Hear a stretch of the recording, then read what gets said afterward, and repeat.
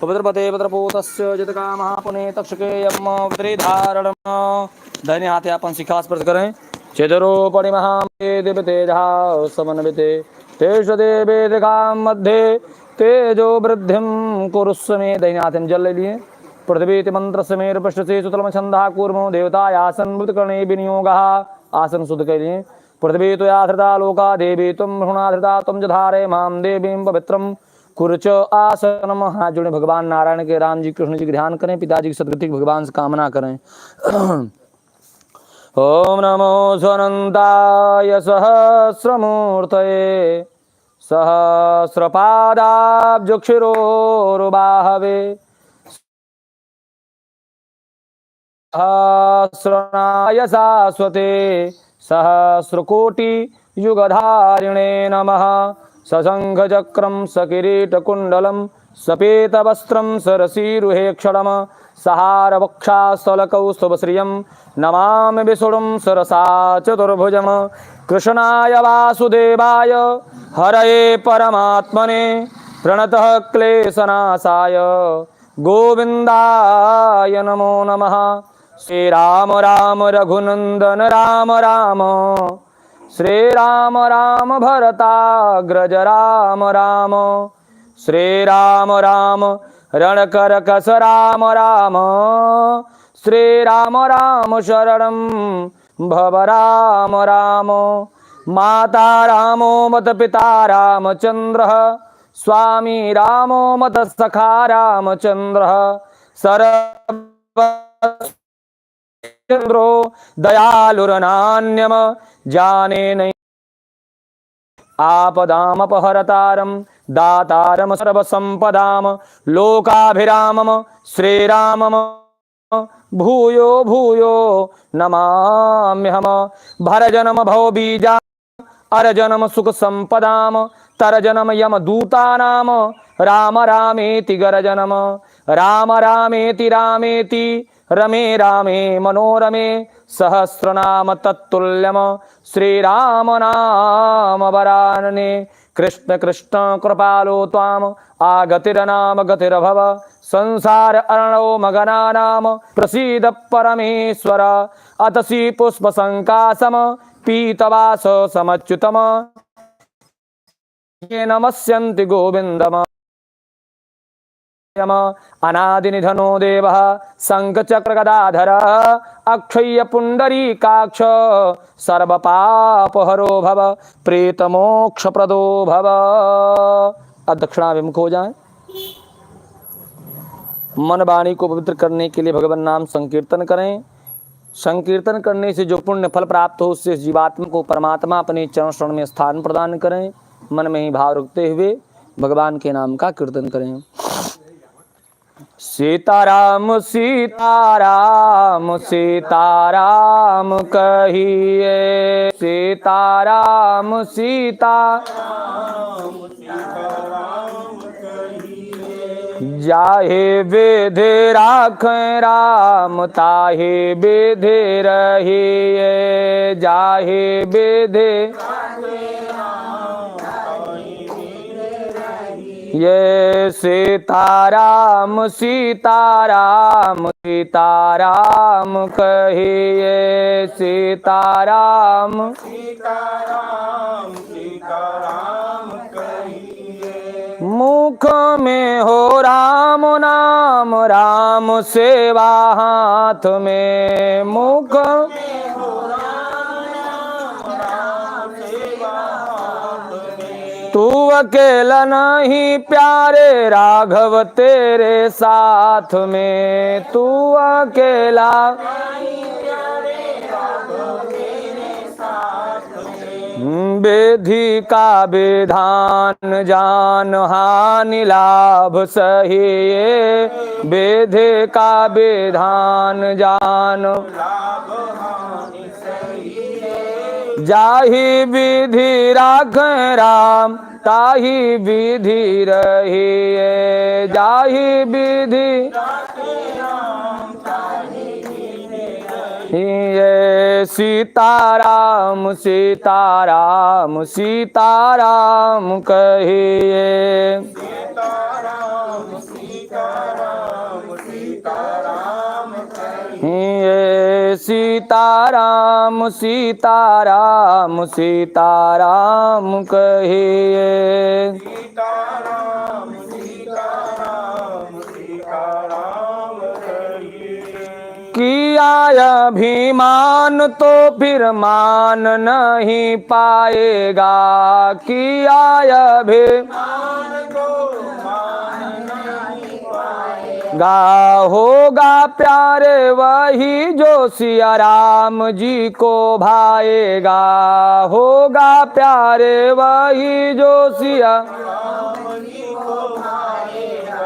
फल की आशा त्याग प्यारे शुभ कर्म करिए। फल की आशा त्याग प्यारे शुभ कर्म जाहि विधि राखें राम ताहि विधि रहिए। जाहि रहिए। सीताराम सीताराम सीताराम कहिए।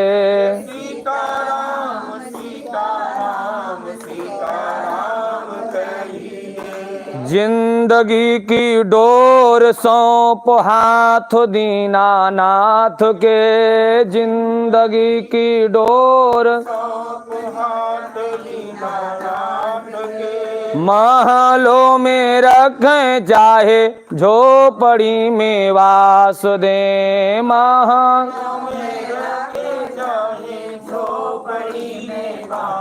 दें धन्यवाद निर्विवाद राम राम कहिए।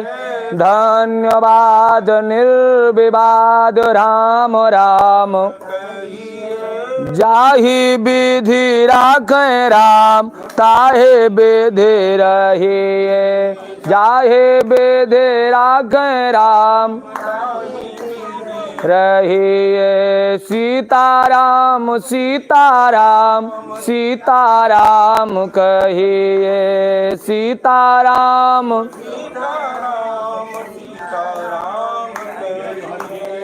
आशा एक राम जी से दूजी आशा छोड़ दे। आशा एक नाता एक राम जी से दूजा नाता तोड़ दे। नाता एक तोड़ दे। साधु संग राम रंग अंग अंग रंगिए। साधु संग राम रंग अंग अंग रंगिए। काम रस त्याग प्यारे राम रस पगिए। काम रस त्याग प्यारे राम रस पगिए। सीताराम सीताराम सीताराम कहिए। सीताराम सीताराम सीताराम कहिए। राधे श्याम राधे श्याम राधे श्याम कहिए। राधे श्याम राधे श्याम राधे श्याम कहिए। बोलो गदाधर भगवान की, गरुण भगवान की, व्यास भगवान की, श्री सूत महाराज की, गरुण पुराण की, अपने बने माता पिता की, गुरु गोविंद भगवान की। कहाँ रखना है?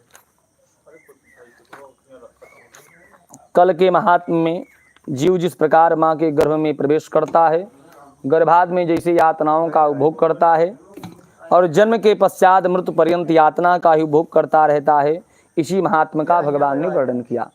सबसे अच्छा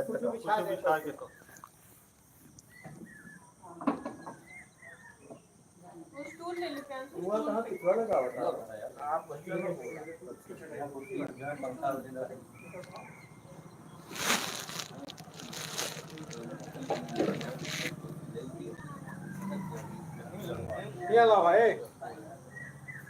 और पावदान है का है।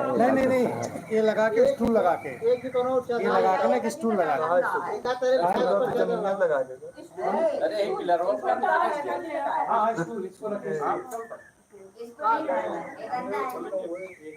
अब छोड़िए, सुनिए हमारी एक बात सुनिए। जैसे 2 दिन 3 नहीं था, उसे आज भी इनका तेल सर में रखो वहीं पे, वो सदा रहेगा। पहले का बिछा के अच्छा चला। बोलो गदाधर भगवान के, गरुण भगवान के। कल के महात्म्य में भगवान जीव जिस प्रकार गर्भ में प्रवेश करता है और गर्भ के पश्चात जन्म लेता है जैसे, और जन्म के पश्चात मृत्यु पर्यंत यातनाओं का ही भोग करता रहता है, भगवान ने वर्णन किया। तब आगे भगवान के वाहन और वनता के पुत्र श्री गरुण जी महाराज संसार के जीवों की कल्याण की कामना को अपने मन में धारण करके भगवान से पुनः प्रश्न करते हैं। गरुणवाच, महात्मा सूत जी पहले बोलते हैं। सूतवाच, इत्र सुत्वा तु गरुड़ः कंपितो अस्वस्थ पत्रवत जनानाम उपकारार्थम पुनः प्रपक्ष के सबम। श्री सूत जी महाराज सौनकादि 88,000 महात्माओं से कहते हैं कि हे मुनियों, ऐसे महात्म्य को सुन करके, जीव की गति दुर्गति का वर्णन सुन करके भगवान के वाहन वही वनिता पुत्र गरुण जी पीपल के पत्ते के समान कंपायमान हो गए। जैसे बिना वायु के, चाहे हवा चले न चले, पीपल का पत्ता डुलता रहता है, ऐसे जिनको भय व्यापना ही नहीं चाहिए, ऐसे वही भगवान के वाहन श्री गरुण जी कंपायमान हो गए। लेकिन संसारी प्राणियों के कल्याण की कामना से पुनः भगवान से प्रश्न करते हैं।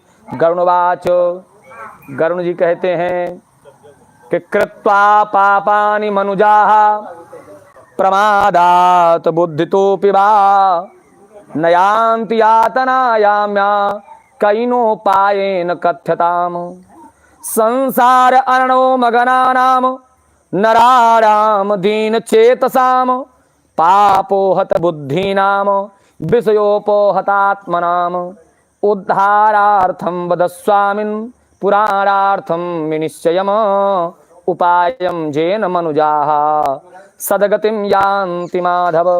गरुण जी ने कहा, हे स्वामिन, आपने जीव के ऐसी गति का वर्णन कर दिया कि अब मन में भय उत्पन्न हो रहा है।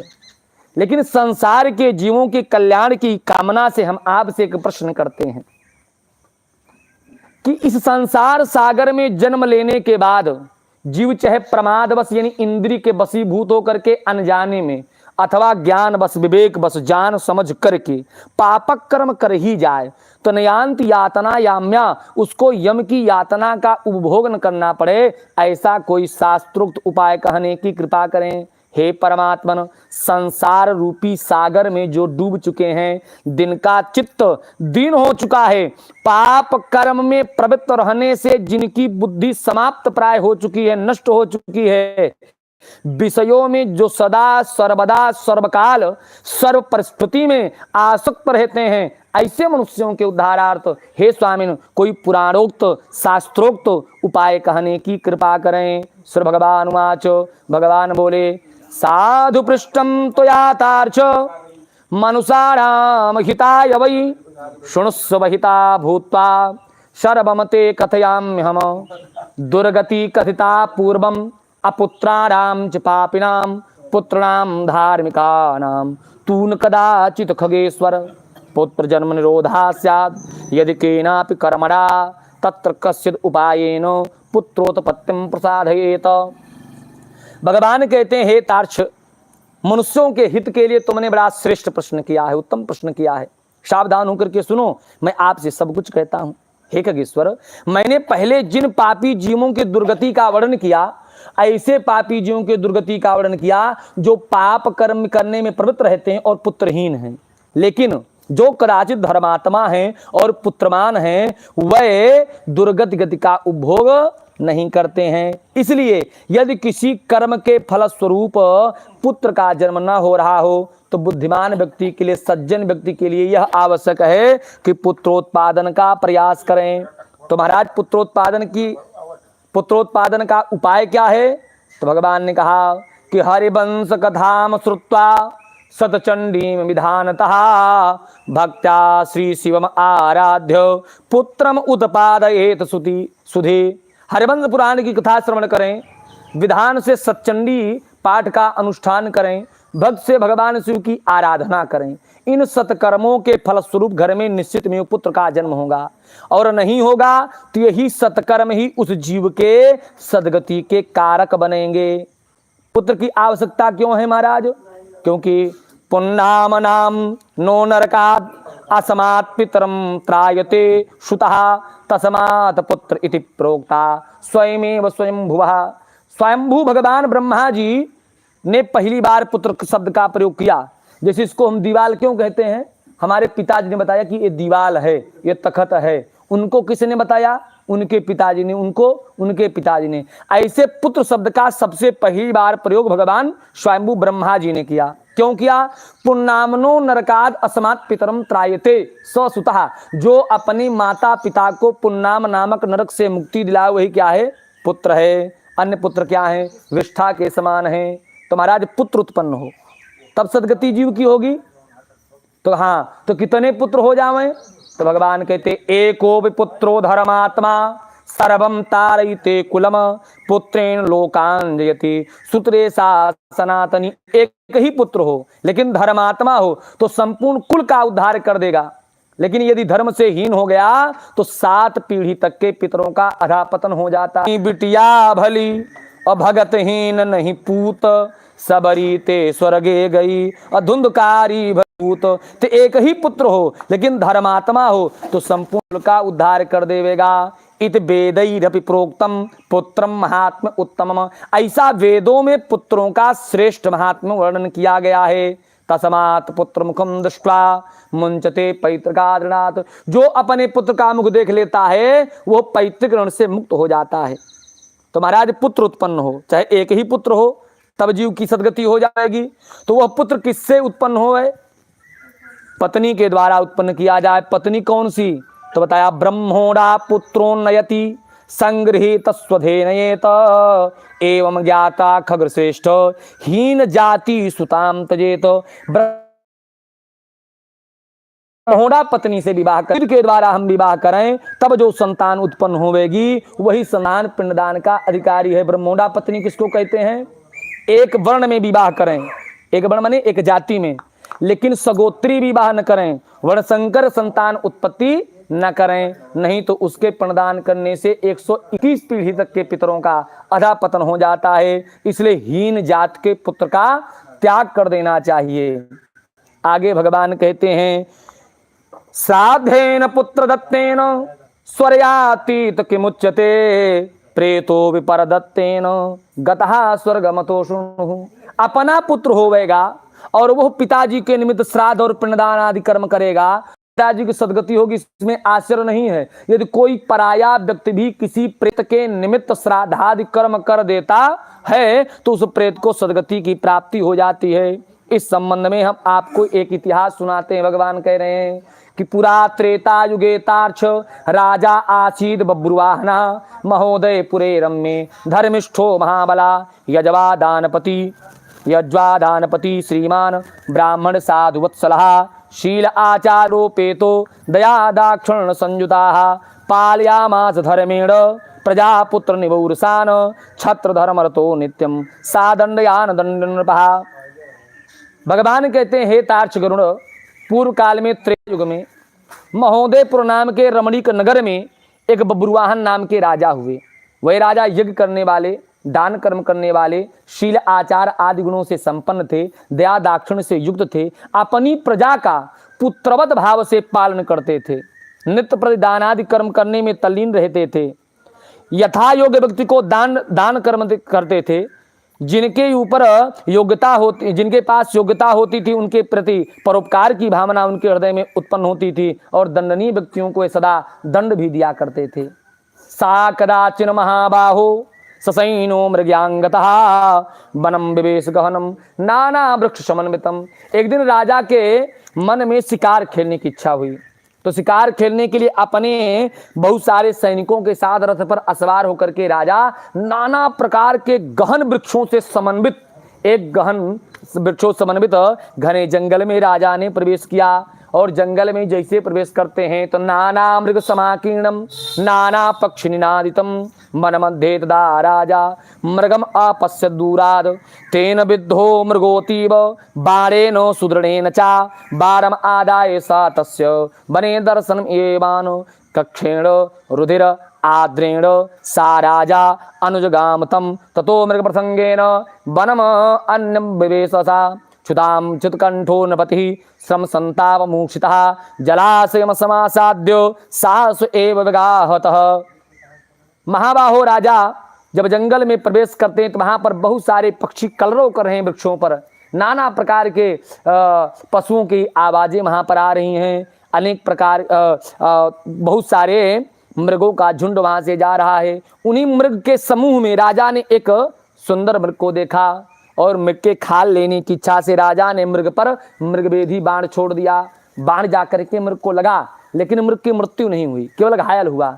तो बाण लगने से जो रक्त स्रवित हो रहा था, खून की बूंदें गिर रही थी, उसी से राजा मार्ग का अवलोकन करते हुए जंगल में मृग का पीछा करने लगे। मृग का पीछा करते करते राजा वन के मध्य में प्रवेश कर गए। मध्याह्न बेला में सूर्य के ताप से राजा का चित्त विह्वल हो गया। राजा को तृषा प्यास की जागृति हुई। तब राजा एक सरोवर की खोज करते करते जंगल में आगे बढ़े। राजा को एक सरोवर दिखाई दिया और सरोवर में राजा पपौ तदुकम शीतम पाद्मगंधि वासितम ततो अवतीर सलिलाद विश्रमो बभ्रुवाहनः। उस सरोवर में कमल के पुष्प से सुवासित सुंदर शीतल जल का राजा ने पान किया। राजा जल का जब पान करते हैं तो उनका चित्त शांत होता है। राजा जैसे पीछे मुड़ करके देखते हैं तो बड़ा सुंदर दृश्य उनको दिखाई पड़ा। राजा ने देखा कि ददर्शन ग्रोधतरुम शीतक्षायम मनोहरम महाविटव विस्तीर्णम पक्षी संघनिनादितम वनम तस्य सर्वस्य महाकेतुम इव स्थितम मूलम तस्य समासाद्य निषाद महीपति। राजा ने एक विशाल काय बट वृक्ष को देखा, बरगद के पेड़ को। इतना ऊंचा बट वृक्ष था मानो उस जंगल की पताका हो। जैसे मंदिर में घर में सबसे ऊंची पताका दिखाई पड़ती है, वैसे वो वृक्ष इतना ऊंचा था कि मानो जंगल की पताका हो। उसकी डालें बहुत सघन थी, एक डाल से दूसरी डाल का जो पत्ता था आपस में संस्पर्श कर रहा था, जिससे सूर्य का प्रकाश पृथ्वी पर ठीक से नहीं पहुंच पा रहा था। इतनी सुंदर छाया थी वृक्ष की जो मन का हरण कर रही थी। राजा को थका भी हो चुकी थी, तो विश्राम करने की इच्छा से उसी वृक्ष की जड़ की टेक लेकर के राजा पृथ्वी पर विश्राम करने के लिए बैठ गए। राजा जैसे पृथ्वी पर विश्राम करने के लिए बैठते हैं, तब राजा ने फिर देखा कि अथ प्रेतम ददर्शासौ सुताभ्याम व्याकुलेन्द्रियम उत्कचम मलिनम कुबजम निर्वांसम भीम दर्शनम तम दृष्ट्वा विकृतम घोरम विस्मितो बभ्रुवाहनः प्रेतोपि दृष्ट्वा तम घोरम अटवीमागतम नृपम। वहां पर राजा ने एक विकृत अमंगलकारी प्रेत को देखा। प्रेत कैसा है? उत्कच है, मलिन है, कुबड़ा निकला हुआ है, मांस नहीं है, केवल हड्डियों का ढांचा मात्र है, मांस से रहित है। भयावह विकृत स्वरूप वाले उस प्रेत को, अमंगलकारी प्रेत को राजा ने जंगल में देखा और प्रेत ने भी राजा को देखा। राजा को देखते ही समुत्सुकानां भूत्वा तस्यांते उपागतः अभवरेशादातार्च प्रेत राजो निपम वचः। प्रेत राजा को देखते कहता है, हे राजन धन्य है आप, और धन्य है आपका पुण्यपुंज। हे महाराज, आपके इस दिव्य स्वरूप के तेज मात्र से मैं अपना को बहुत शांत प्रतीत कर, मुझको बहुत शांति का आभास हो रहा है। महाराज, आपके दर्शन मात्र से मेरे प्रेतपने में शांति की प्राप्ति मुझको हो रही है। प्रेत भावो मया तक्ता प्रेतोपि परमाम गतिम। महाराज, आपके इस रूप का दर्शन करने मात्र से मुझको यह बोध हो रहा है कि मानो मैं अपने इस प्रेतपने से मुक्त हो सकता हूँ। तत्संयोगान महाबाहो जातो धन तुमम। हे महाराज, ये आपके दर्शन संयोग मात्र से है। हे महाराज, आप धन्य हैं और धन्य है आपका पुण्यपुंज। तो राजा ने प्रेत से कहा। तब राजा प्रेत से कहते हैं, राजोवाच कृष्णमर्ण करालस्य प्रेतत्वं घोर दर्शनम केन करम विपाकेन प्राप्तम ते बाह्य अमंगलम प्रेतत्व कारणम तात ब्रूहि सर्वम शेषतः कोशित्वम केन दानेन प्रेतत्वम ते विनशति। राजा ने कहा कि हे कृष्णवर्ण वाले काले स्वरूप वाले भयावह अमंगलकारी प्रेत, आप कौन से कर्म विभाग से इस प्रेतपने को प्राप्त हुए? आप कौन हो? कौन से दान कर्म से आपको इस प्रेत योनि से मुक्ति मिल सकती है? तब प्रेत कहता है, कथयामि निपश्रेष्ठ सर्वम एव आदितस्तव प्रेतत्व कारणम श्रुत्वा दयाम कर्तुम तुमहर्षि वैदिशम नाम नगरम सर्वसंपत् समन्वितम नाना जनपदाकीर्णम नाना रत्न समाकुलम ह्रम्य प्रसाद शोभाडम नाना धर्म समन्वितम तत्राहम निवसम तात देव अर्चन रतः सदा। प्रेत कहता है, राजन, मैं आरंभ से लेकर के प्रेतत्व प्राप्ति तक का संपूर्ण वृतांत आपको कहता हूँ। हे राजन, आप दयालु हैं, हमारे इस प्रेतपने को सुन करके निश्चित ही आप हम पर दया करेंगे। हे महाराज, एक वैदिश नाम का बड़ा दिव्य नगर था जो सभी प्रकार की संपत्तियों से संपन्न था। नाना जनपदों के वासी वहां पर निवास करते थे। अनेक प्रकार के रत्नों से परिपूर्ण वह नगर था। धनिकों के भवनों, देवताओं के सुंदर मंदिरों से परिपूर्ण था। अनेक प्रकार के हर्म प्रसाद आदि शोभायमान हो रहे थे और वहाँ पर निरंतर धर्मानुष्ठान चला करते थे। मैं वहीं पर निवास करता था, सदा देवताओं की पूजा किया करता था। वैश्यो जात्या सुदेहोहम नामना विदितमस्तुते हब्बेन तर्पिता देवा कब्बेन वित्रस्तता। महाराज, मैं वहीं पर निवास करता था, देवताओं का पूजन करता हुआ। मैं जाति का बनिया हूँ, मेरा नाम सुदेव था। मैंने हव्य यानी हवन करके देवताओं को संतुष्ट किया, कब यानी प्रणदान आदि कर्म करके अपने पितरों को संतुष्ट किया, अनेक प्रकार के दान आदि कर्म करके अंध दीन हीन मलिन कृपण ब्राह्मण आदि को भी संतुष्ट किया। लेकिन महाराज, सारे दान आदि कर्म दैवयोग से मेरे विफल हो गए। क्यों? तत् सर्वम निष्फलम राजन मम दैवाम उपागतम यथा में निष्फलम जातम सुकृतम तद बदामि ते। महाराज, मेरे सुकृत कर्म क्यों विफल हुए आपको वह बताता हूँ।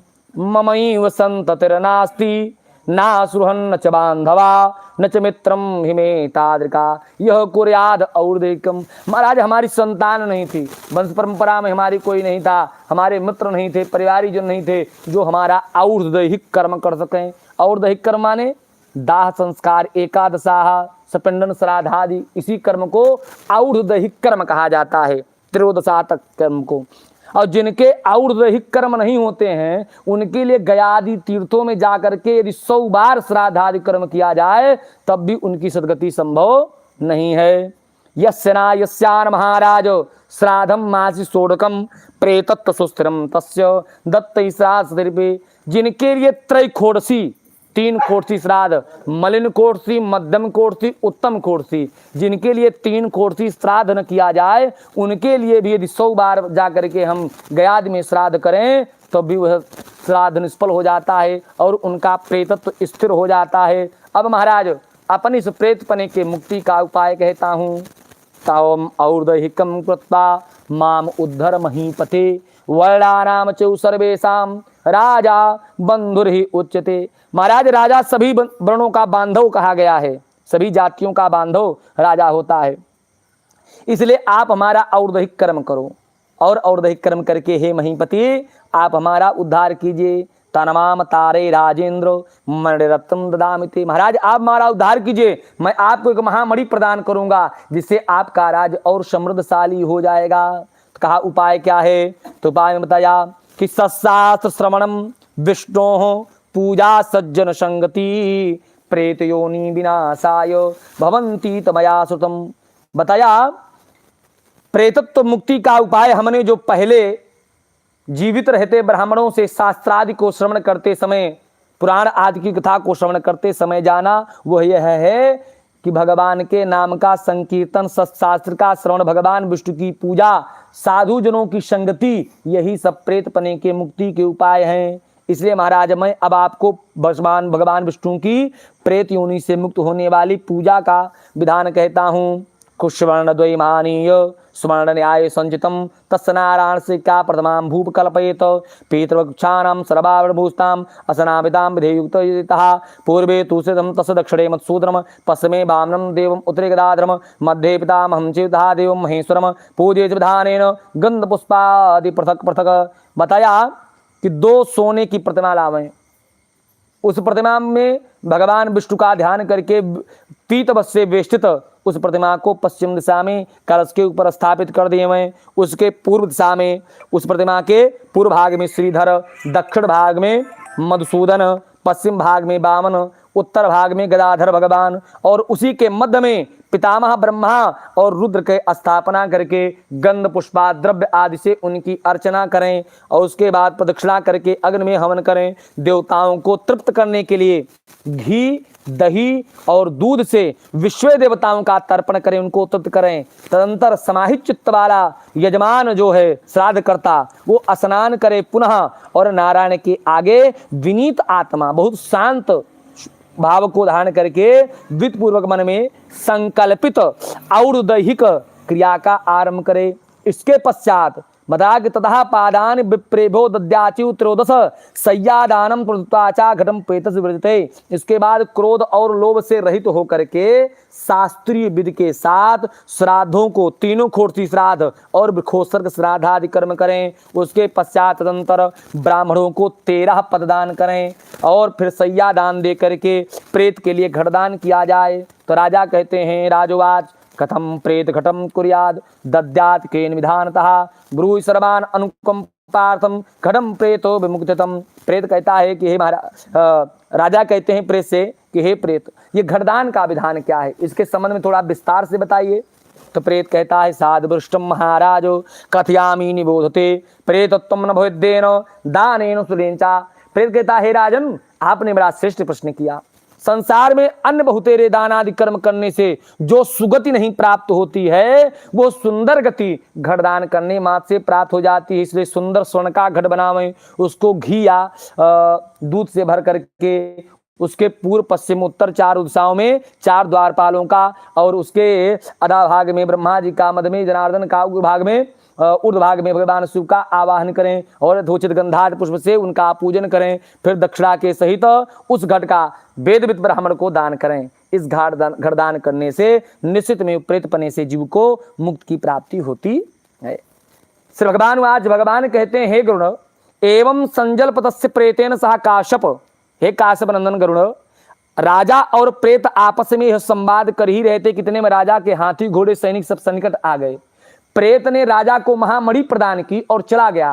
राजा अपने सैनिकों के साथ अपने नगर में आते हैं और प्रेत के बताए हुए विधि विधान से चकार विधिवत पक्षिण और दहिगजम विधिम और दैहिक कर्म करते हैं विधिवत। तस्य पुण्य प्रदानेन प्रेतो मुक्तो दिवम यजौ।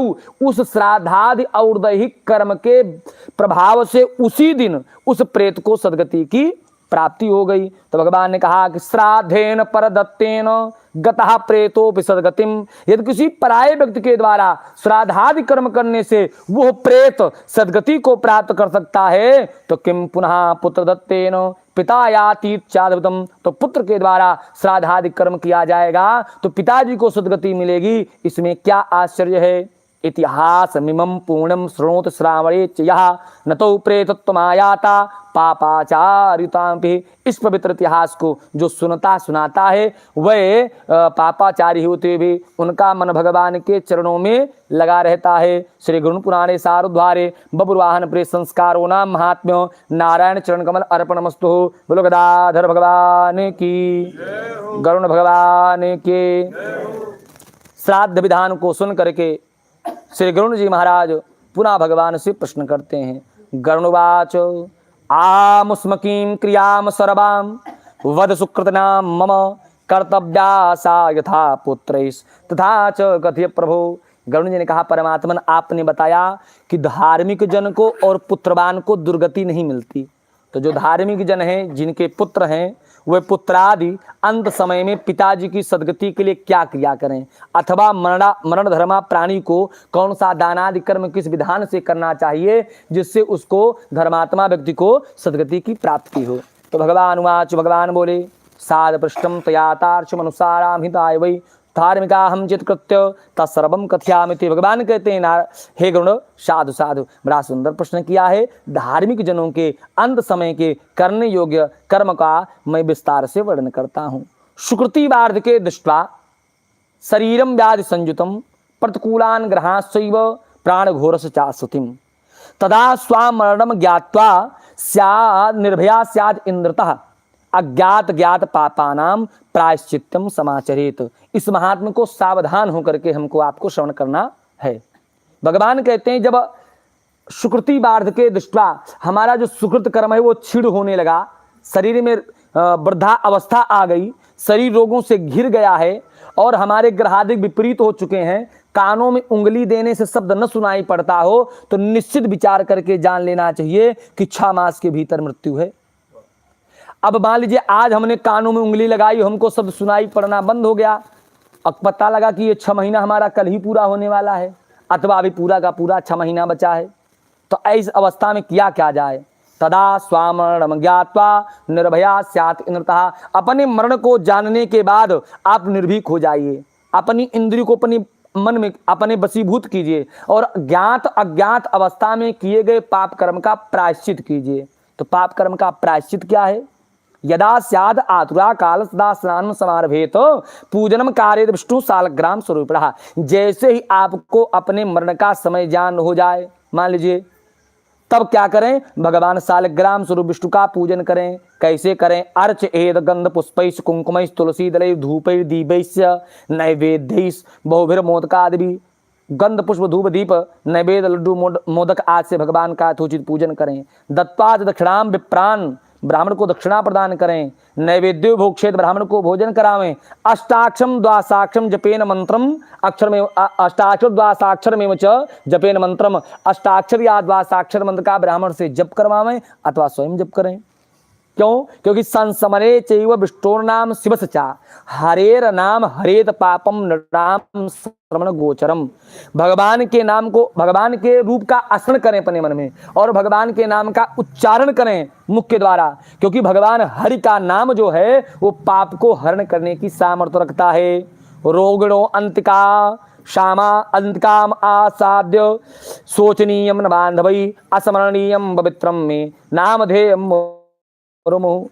हमारे परिवार में कोई व्यक्ति चरपैया पर पड़ गया, उसके मन का समय आ गया, उसके चारों तरफ उपस्थित होकर के जो रुदन करते हैं, रोते हैं, विलाप करते हैं, सुरपात करते हैं, वह उसके सगे संबंधी नहीं है। जो वहां पर उपस्थित होकर के भगवान के नाम का 1 बार 2 बार 5 बार 10 बार उच्चारण कर दे वह उसके सगे बांधव हैं। भगवान के कौन से नामों का उच्चारण किया जाए, तो बताया कि मत्स्य कूर्म राहा सुनार सिंह वामना रामो राम कृष्णा बुद्धा कल्की तथैव च।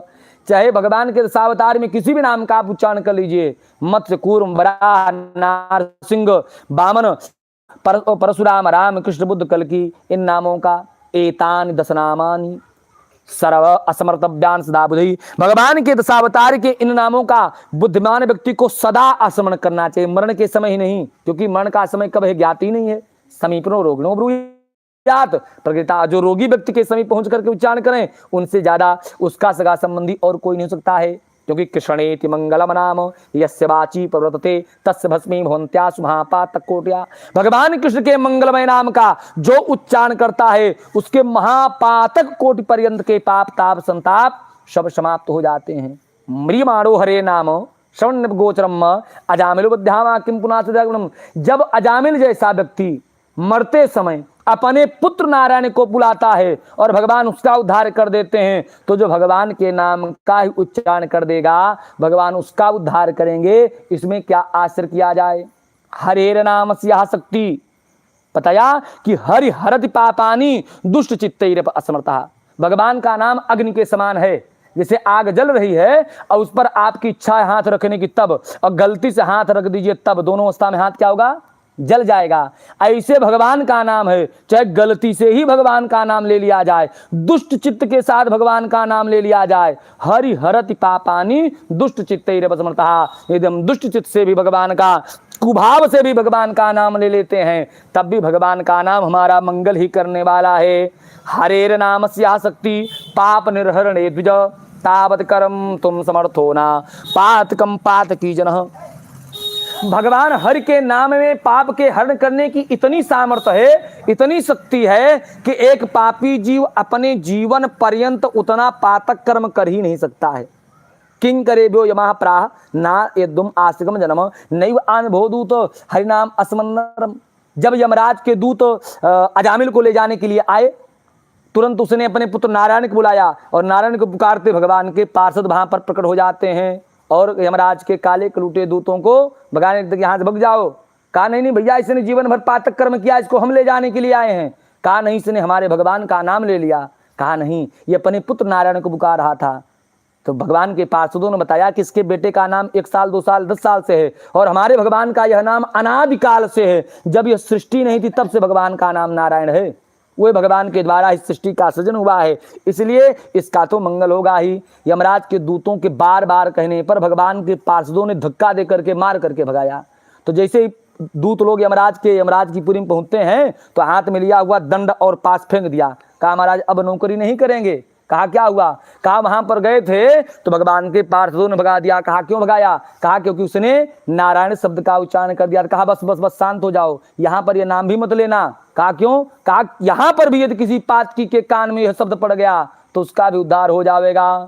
तो कहा महाराज, यमराज कहते हैं कि हे दूतों, आज के बाद केवल यहाँ पर नास्तिक जनों को लेकर के आना है, जो भगवान हरि के नाम का उच्चारण करें उनको मत लाना। तो कहा भगवान के कौन से नामों को उच्चारण करने वाले को न लावें दूतों ने? तो यमराज बताते हैं कि अच्युतम केशवम राम नारायणम कृष्ण दामोदरम वासुदेवम हरिम श्रीधरम माधवम गोपिका वल्लभम जानकी नायकम रामचंद्रम भजे। जो कहें हे अच्युत, हे केशव, हे राम, हे नारायण, हे कृष्ण, हे दामोदर, वासुदेव, हरि, श्रीधर, माधव, गोपिका वल्लभ, जानकी नायक, सीतापति रामचंद्र, हम आपकी शरणागति को ग्रहण करते हैं, इनको त्याग दीजिए।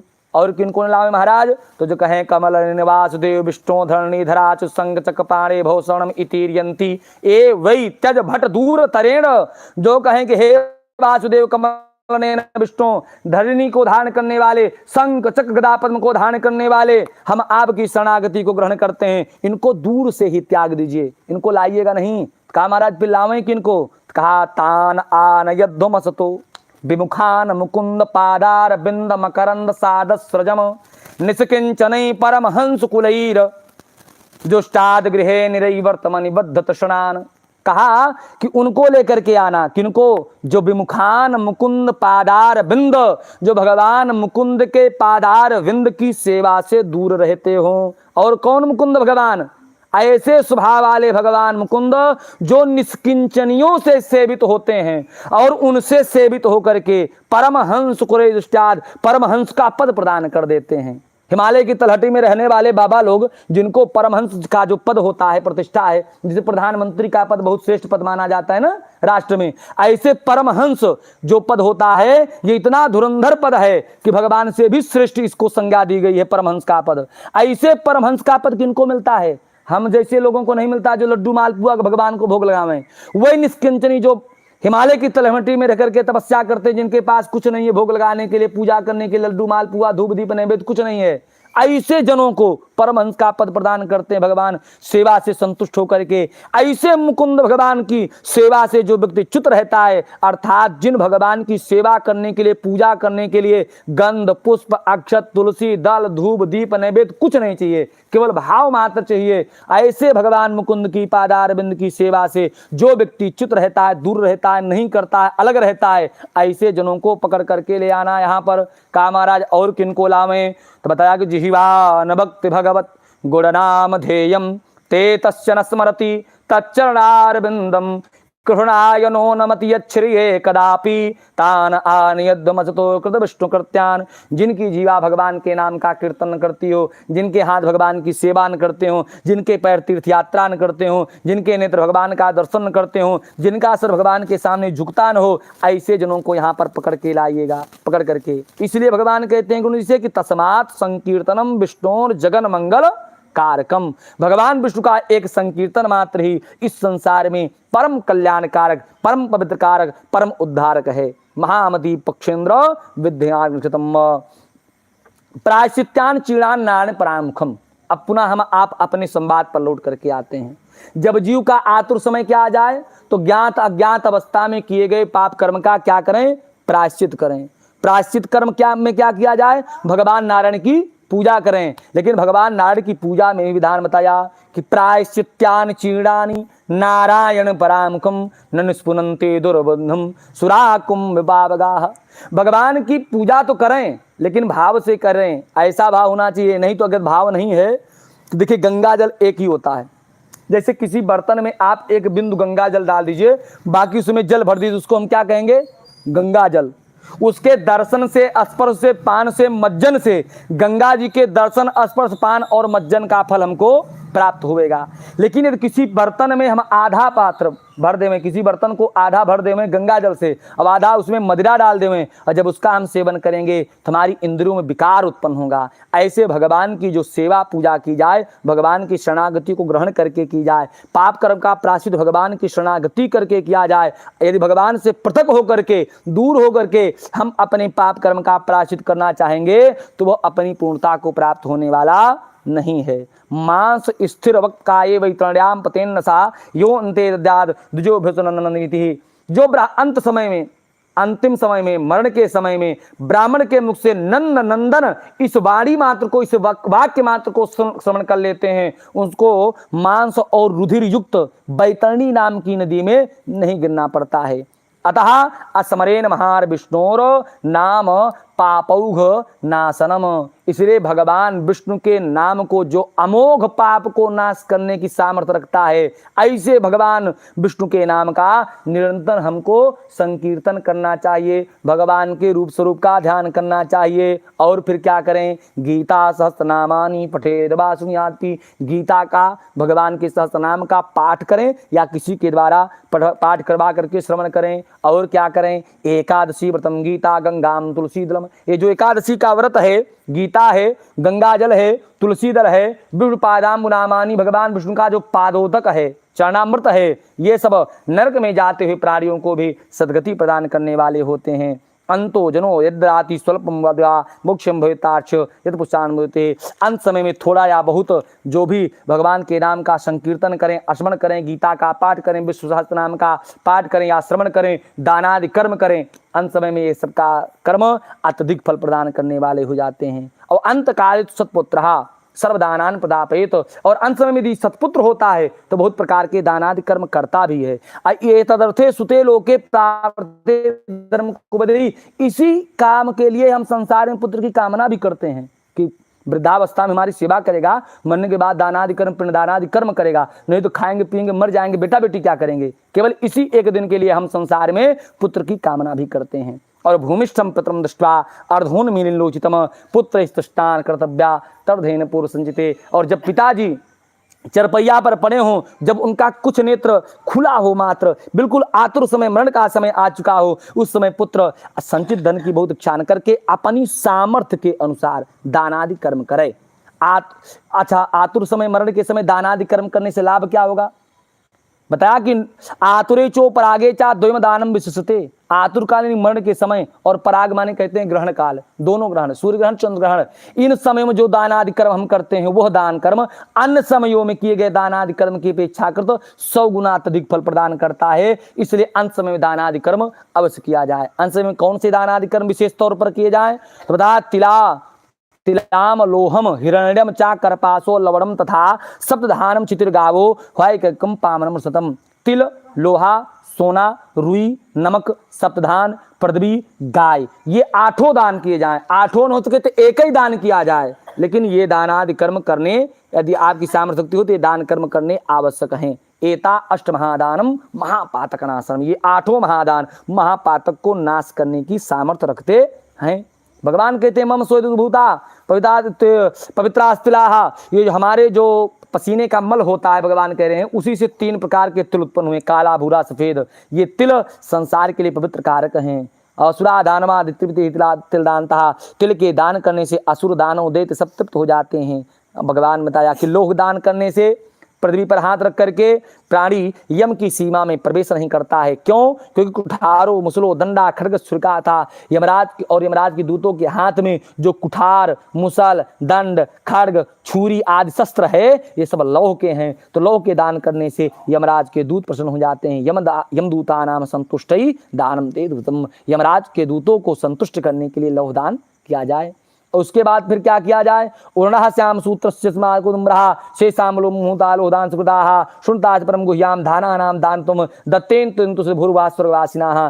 हे गरुड़, अब माँ आपको मैं एक बहुत गोपनीय दान कहता हूं, जिस दान की स्वर्ग मृत पाताल तीनों लोकों में प्रशंसा होती है। ब्रह्माद्यार्षो देवा धर्मराजसवासदा, ब्रह्मादि नारद आदि ऋषिगण और देवराज धर्मराज की सभा में रहने वाले सभासद ये सब उस दान की प्रशंसा करते हैं। तस्मात् देयम स्वर्ण दानम प्रेतोद्धरण हेतवे, वह दान कौन सा है, स्वर्ण दान। इसलिए प्रेतोद्धार के लिए स्वर्ण दान अवश्य किया जाए। स्वर्ण के दान करने से क्या होगा, नयाति यमलोके सासुरी तात गच्छति, वो जीव यमलोक में नहीं आता है, स्वर्ग की गति में स्वर्ग की गति का भोग करता है। चिरम से सतलोके, और स्वर्गलोक में बहुत समय तक वास करता है। और उसके पश्चात पृथ्वी पर राजा, रूपवान, धर्मज्ञ, बाचाल, बुद्धिमान और विद्वान होकर के जन्म प्राप्त करता है। और उसके बाद कौन सा दान कर्म करे महाराज, तो करपासश्चादानेन भूतेभ्यो दूतेभ्यो न भयम भवेत, रुई के दान करने से यमराज के दूतों का भय नहीं होता है। नमक के दान करने से यम और यमदूतों का भय नहीं होता है।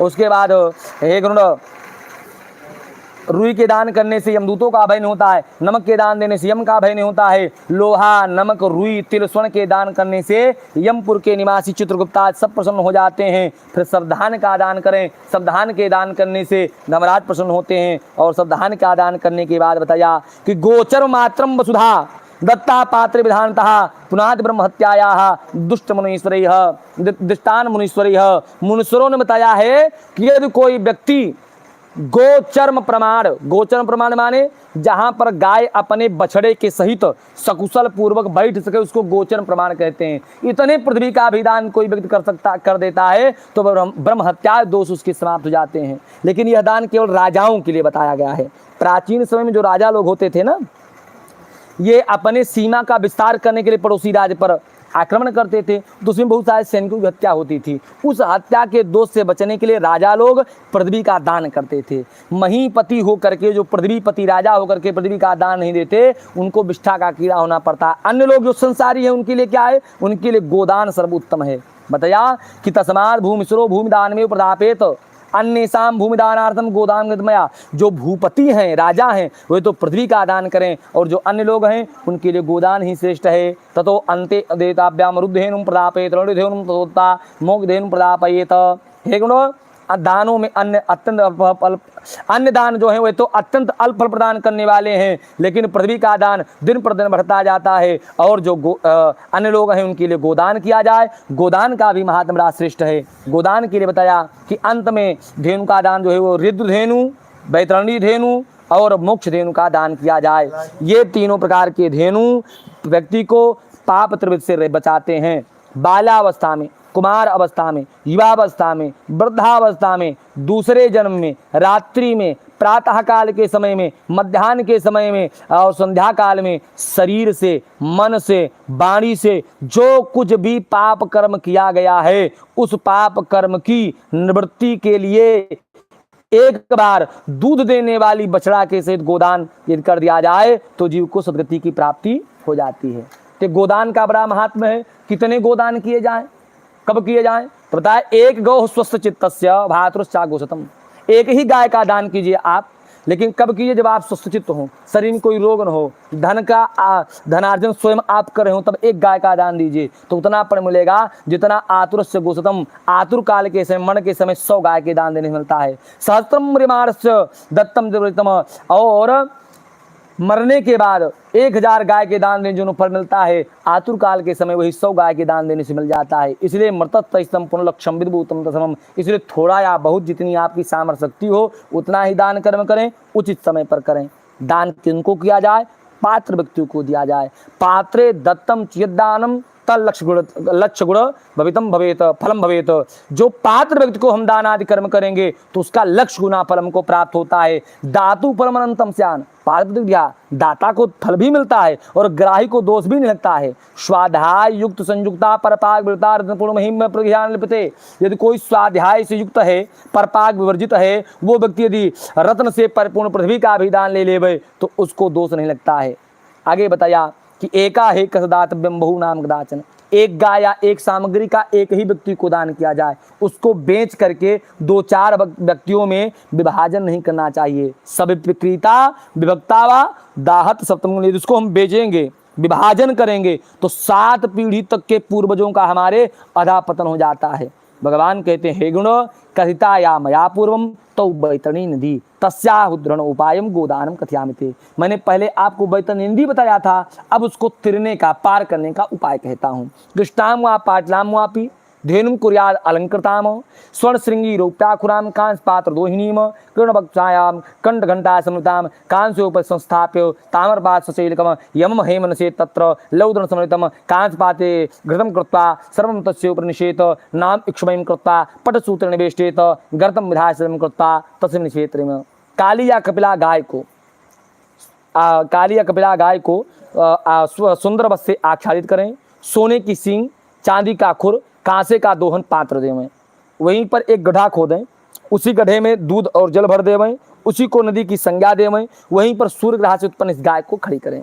उसी के पास लोहे के स्वर्ण की लौह धातु से निर्मित स्वर्ण की लौह आयुध से विभूषित होने वाली यमराज की सुंदर प्रतिमा को स्थापित करें, वहीं पर इक्षुमयी नौका रखें, गाय की पूजा करें। पूजा करने के बाद सा अलंकार वस्त्राणि ब्रह्मणा प्रकल्पित, अलंकार आज से संयुक्त उसी गाय को ब्राह्मण को दान कर देवें संकल्प पूर्वक।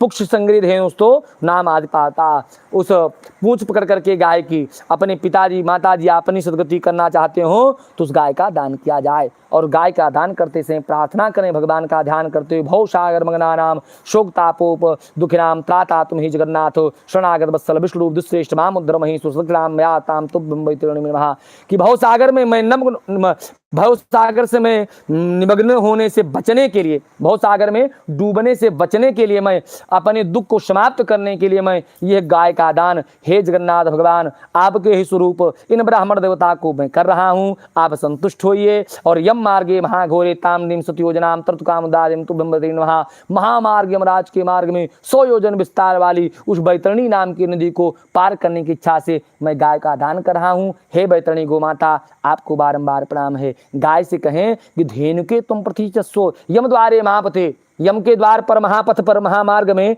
जो 100 योजन विस्तार वाली बैतरणी नदी है, प्रतीक्षस्व धेनुके, हे धेनुके आप प्रतीक्षा करना। उत्तानार्थम देवेशी वैतरणे नमस्ते, मैं पार करने की उद्धार करने की उद्धार होने की इच्छा से दान कर रहा हूँ। हे वैतरणी गोमाता आपको बारंबार नमस्कार है। गाय से प्रार्थना करें कि गाँव में अग्रता संतु, गाँव में संतुष्टता, गाँव में हृदय संतु गवाम देवसाम हम, गाय हमारे आगे हों, गाय हमारे पीछे हों, गाय हमारे हृदय में निवास करें, मैं सदा सर्वदा गाँवों की सेवा करता रहूं। या लक्ष्मी सर्वभूतानाम याज देवी प्रतिष्ठिता धेनु रूपेण सा देवी मम पितु या मम पापम विपुहतु। जैसे इंद्रादिकों में जो राजलक्ष्मी है वही गोमाता में विराजमान होती हैं, इसलिए क्योंकि इन गोमाता में सारे देवताओं का निवास है, इसलिए इंद्रादि की लक्ष्मी के बराबर ये गाय का महात्म्य है, गाय की श्रेष्ठता है, गाय का मूल्य इंद्र की लक्ष्मी के बराबर है। इसलिए उस इंद्र के लक्ष्मी के इंद्र की संपत्ति के बराबर की इन गोमाता का मैं दान कर रहा हूँ।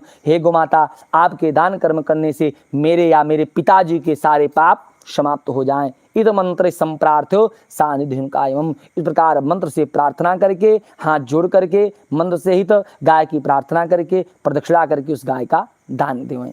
यदि यह गोदान बैतरणी धेनु का गोदान आप अपने जीते जी भी करना चाहें, अपने द्वारा पुत्रों के पर भरोसा न हो तो स्वयं भी कर सकते हैं। महाराज कब करें तो बताया कि गंगादि सर्वतीर्थेषु ब्राह्मण अवशेषा चंद्र सूर्योपरागेषु संक्रांति दशवासरे अयने विश्वे चैव व्यतिपाते युगादिषु अन्येषु पुण्यकालेषु दद्यात् गोदान उत्तमम। बताया कि गंगादि तीर्थ में, ब्राह्मण के निवास स्थान में, चंद्र और सूर्य ग्रहण के समय में, संक्रांति के समय में, अमावस्या की तिथि पर, सूर्य उत्तरायण या दक्षिणायन जिस दिन हो रहे हों उस दिन, कर्क और मकर संक्रांति में अर्थात विषुव के दिन, विषुव मतलब जिस दिन दिन और रात्रि बराबर होती है उसको विषुव कहते हैं, व्यतिपात योग में, युगात तिथियों में तथा अन्य पुण्यकाल में ये गोदान करना चाहिए। सबसे बड़ा पुण्यकाल क्या है? इन जितने पुण्यकाल को बताया गया, वर्णन किया गया, इनमें सबसे बड़ा पुण्यकाल क्या है? तो बताया सबसे बड़ा पुण्यकाल है यदेव जायते श्रद्धा पात्रम संप्राप्यते यदा सा एव पुण्यकाला स्याद यत् संपत्ति स्थिरा। जिस समय हमारे अंदर श्रद्धा उत्पन्न हो जाए, कोई पात्र व्यक्ति हमको दान लेने वाला मिल जाए, वही सबसे बड़ा पुण्य काल है। क्योंकि इस शरीर पर विश्वास नहीं किया जा सकता, संपत्ति स्थिर नहीं रहने वाली है। स्थिराणी शरीराणी विभो नैव शाश्वतः, ये शरीर अस्थिर है, संपत्ति भी नहीं रहने वाली है। नित्यम सन्निहिते मृत्यु कर्तव्यो धर्म संचय, हम प्रतिक्षण मृत्यु की तरफ ही बढ़ रहे हैं, तो धर्म का संचय कब करेंगे? तो ये दानादि कर्म का वर्णन किया, अष्टमहादान किए जाएं। इस महात्म्य में हमने क्या सुना कि जीव को सदगति करने की इच्छा यदि है, धार्मिक जनों के अंत में करने योग्य कार्य क्या है कि जब अपने मृत्यु का ज्ञान हो जाए, सालिग्राम भगवान की पूजा करें। पूजा को भाव से करना है, भगवान के पूजन का विध बताया, और पूजन के विध के बाद अष्टमहादान का वर्णन किया। ये अष्टमहादान किए जाएं। कि अष्टमहादान कितने किए जाएं, जैसे तिल कितना दान हो, लोहा कितना दान हो, सोना कितना दान किया जाए, तब सदगति हो सकती है। तो भगवान ने बताया कि आत्मवित्त अनुसारेण तत्र दानम अनंतकम देयम विप्राय विदुषे स्वात्मानम श्री इक्षितः।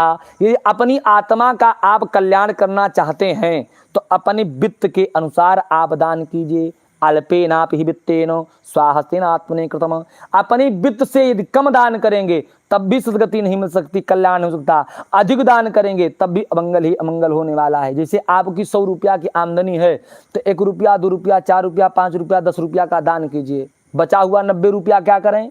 बता हुआ 90 रुपया में माता पिता पुत्र पत्नी परिवार सगा संबंधी इष्ट मित्र नौकर चाकर समाज में जिनसे भी हमारा संबंध है उन पर भी वह धर्म में किया जाए। कितना? 45 रुपया। बचा हुआ 45 क्या करें? जैसे 10 रुपया दान कर दिया, 45 रुपया इन सब पर खर्च कर दिया, तो 45 जो और बच रहा है उसको क्या करें 90 में? तो उस 45 को अपने शरीर पर खर्च करना चाहिए। शरीर पर क्यों खर्च करें इतना ज्यादा? क्योंकि जब शरीर हमारा रहेगा ना तो फिर 100 रुपया आएगा, और जब शरीर नहीं रहेगा तो कुछ होने वाला नहीं है। तुलसी धन धाम शरीरे लय, शरीर माध्यम खलु धर्म साधनम। ये हमारा शरीर ही धर्म के साधन, धर्म के संग्रह का साधन है। इसलिए शरीर की सुरक्षा करते हुए ही हमको दान आदि कर्म, धर्म कर्म, व्रत पालन आदि करना चाहिए। क्योंकि गृहीत दान पाथेया सुखम याति महाध्वनि। जो दान कर्म करते हैं हम, उसी दान के पथ पर महामार्ग में जब हम चलते हैं तो हमको सुख की प्राप्ति होती है। इसलिए अपने वित्त के अनुसार दान करना चाहिए। और जो दान कर्म करेंगे, यान यान च दानानि दत्तानि भुवि मानवई, पृथ्वी पर जो जो दान कर्म व्यक्ति करता है वह यमलोक के पथे यान्ति हुव तिष्ठन्ति चाग्रता, यमलोक के मार्ग में आगे आगे उसको उसी दान कर्म का फल प्राप्त होता जाता है। महापुण्य प्रभावेण मानुषम जन्म लभते तस्मात् प्राप्त धर्मम श्रेयात् परमांगति। महापुण्य के प्रभाव से हमको यह मनुष्य का जन्म प्राप्त हुआ है। इस मनुष्य जन्म को प्राप्त करके जो धर्म का आचरण करता है वही परम गति को जाता है। अभिज्ञाय नरो धर्म दुखम आयात यात्या, जो मूर्खता करते हैं, धर्म से रहित हो जाते हैं, धर्म से दूर हो जाते हैं, वे दुख पूर्वक यातना का उपभोग करते हैं। मानसम जन साफल्यम कैवलम धर्म सेवनम, ये केवल धर्म का सेवन करना ही मनुष्य जन्म की एकमात्र सफलता है। धन पुत्र कलत्रादि शरीर बांधवा अनित्यम सरमेवेदम तस्मात् धर्म आचरे। तो ये जो धन है, ये पुत्र है, परिवार है, शरीर है, बंधु बांधव है, ये सब अनित्य हैं। एकमात्र धर्म ही साथी है, धर्म ही साथ जाने वाला है। एतदर्थ धर्म का आचरण कीजिए। क्योंकि तावत बंधु पिता यावत जीवति मानवा, जब तक हम जीवित हैं, हमारे शरीर में प्राण है, तब तक माता जी हैं, पिताजी हैं, बहन जी हैं, ये सारे संबंधी हैं। मृता अनंतरम ज्ञात्वा क्षणात स्नेहो विनशति, मरने के बाद एक क्षण मात्र में ही सारा स्नेह समाप्त हो जाता है, घर से बाहर निकाल दिया जाता है। आत्मयु ही आत्मनो बंधुरिति विद्यान मुर्मु, आत्मा ही आत्मा का एकमात्र बंधु है। इस शरीर का एकमात्र आत्मा ही कल्याण कारक है। ऐसा जान करके जीवन निवेश संचित मृता नाम गुदावती, आप धर्म का संग्रह कीजिए। क्यों? क्योंकि जीते जी जो व्यक्ति आपको नहीं दे रहा है तो मरने के बाद आपको कौन देगा, क्यों देगा, इस बात पर विचार करना भी मूर्खता है। एवं जानिदम सर्वम स्वाहस्तेन दीयताम, इसलिए ऐसा जान करके अपने द्वारा ही अपने कल्याण का मार्ग प्रशस्त कर लीजिए। क्योंकि मृतम शरीरम उत्सृज्य काष्ठ लोष्ट समम छिपऊ, मरने के बाद हमारे ही परिवारजन मिल करके हमारे शरीर को लकड़ी के ऊपर रखकर लकड़ी के समान राख कर देवेंगे। और विमुखा बांधवा यान्ति धर्मानुगति, और हमारे बंधु बांधव शमशान घाट से विमुख लौट करके घर चले आएंगे, और जो धर्म है वो हमारे साथ जाने वाला है। गृहात तदर्था निवर्तन्ते अस्मशानात बांधवा शुभा शुभम कृतम कर्म गच्छतम अनुगति। हमारे जो बंधु बांधव हैं, ये जो हमारा घर है यही छूट जाएगा, हमारे बंधु बांधव शमशान घाट से लौट आएंगे, जो हमारा शरीर है ये चिता पर समाप्त हो जाएगा, लेकिन इस शरीर के द्वारा जो हमने कर्म उपार्जित किया है, संग्रह किया है, चाहे धर्म चाहे अधर्म, वो हमारे साथ जाने वाला है। शरीरम वनिनादग्धम कृतम कर समाहितम, ये शरीर को तो अग्नि जला देगी, लेकिन हमारे कर्म को वो जलाने वाली नहीं है। पूर्णम यदि वा पापम भुगते सर्वत्र मानवा, चाहे पुण्य हो चाहे पाप हो, मनुष्य को उसका उपभोग करना ही पड़ेगा। नको विकसित बंधु संसार दुख सागरे आयाति कर्म संबंधात्याति कर्म क्षय पुनः। इस संसार सागर में कोई किसी का बंधु बांधव नहीं है। यहाँ संसार में हम सब अपना अपना कर्म लेकर के आए हैं, कर्म पात्र लेकर के आए हैं, जिसका कर्म का पात्र भर जाता है, कोई किसी की प्रतीक्षा नहीं करता है। हर व्यक्ति इस धाम का त्याग करके, पृथ्वी का त्याग करके परम धाम को चला जाता है।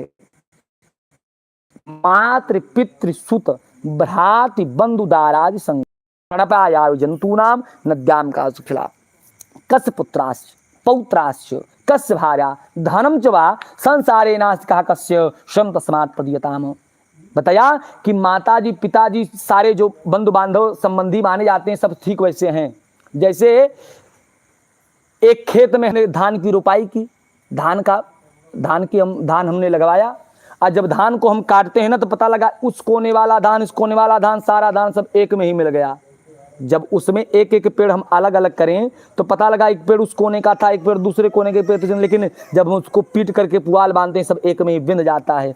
और नदी में जब उसको फेंक दिया जाता है तो सब साथ साथ बहने लगते हैं। कहीं पर किसी कारणवश यदि उसमें से बंधन खुल जाता है सब अलग अलग बहने लगते हैं। फिर कहीं पर बंधा लगा होता है तो वहीं जाकर के सब एकत्रित हो जाते हैं। फिर यदि बंधा में थोड़ा सा भी मार्ग मिलता है तो उसमें से जिस जो आगे होता है ना वो भगने लगता है। कोई किसी की प्रतीक्षा नहीं करता कि हम एक खेत में उपजे थे, एक साथ बंध करके फेंके गए थे, कोई किसी की प्रतीक्षा नहीं करता है। ऐसे हम सब लोग न जाने कौन कौन सी योनि में भटक करके यहाँ पर आए हैं, और यहाँ पर जन्म लेने के बाद अपने जीवन को चलाने के लिए, अपने दैनिक कर्म को करने के लिए कोई दिल्ली बंबई कलकत्ता में जाकर के जीविकोपार्जन करने के लिए, धनार्जन करने के लिए चले जाते हैं। फिर कोई कार्य प्रयोजन होता है सब एकत्र हो जाते हैं, लेकिन जिसका कर्म पात्र भर जाता है फिर वो ऐसे भग जाता है कि ढूंढने पर भी हम उसको नहीं प्राप्त कर सकते हैं, खोजने पर भी वो हमको मिलने वाला नहीं। संसार सागर में कोई किसी का सगा संबंधी नहीं है।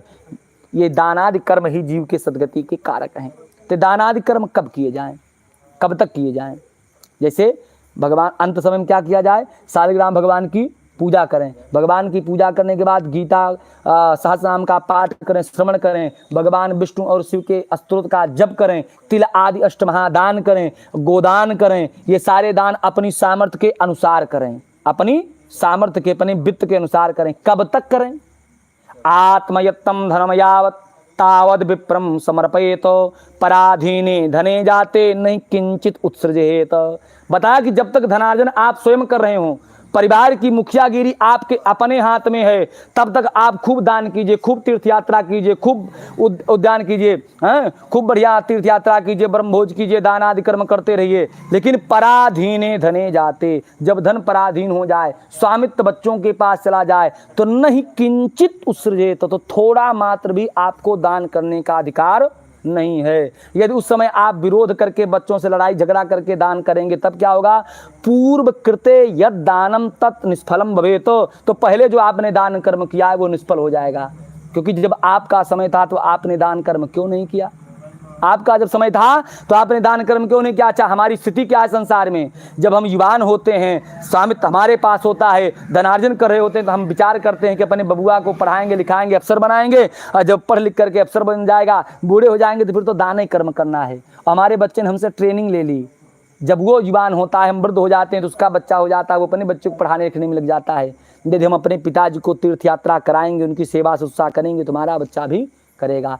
और बच्चों से विरोध करके यदि हम दान आदि कर्म करते हैं तो वो भी निष्फल हो जाने वाला है। इसलिए दान आदि कर्म तभी तक आप कीजिए जब तक संपत्ति आपके अपने अधीन हो, धन आप स्वयं कमा रहे हों, परिवार की मुखियागिरी आपके पास में, तब तक दान कीजिए। दान करने का फल क्या है महाराज कि पूर्व जन्म कृतम दानात् लब्धम धनम बहु तस्मादेव प्रतिज्ञाय धर्मा तस्मादीयते दान धनम दानम। हम जो पूर्व जन्म में दान आदि कर्म किए तो उसी का फल उपभोग कर रहे हैं, और जो हम इस जन्म में दान आदि कर्म करेंगे वो अगले जन्म में हमको प्राप्त होगा। ऐसा मान करके धर्म दान करना चाहिए। धर्मात् प्रजायते अर्थस्य धर्मात् कामो वजायते धर्म एव अपवर्गात् तस्मात् धर्म आचेत। धर्म करेंगे तो अर्थ आएगा, अर्थ आएगा तो हमारी कामनाएं पूर्ण होंगी। जब कामनाएं हमारी इच्छाएं पूर्ण होंगी ना तो मन एकाग्र होगा। जब मन स्थिर होगा तो हम योग करेंगे, योग करेंगे तो मोक्ष मिलेगा। लेकिन कब मिलेगा?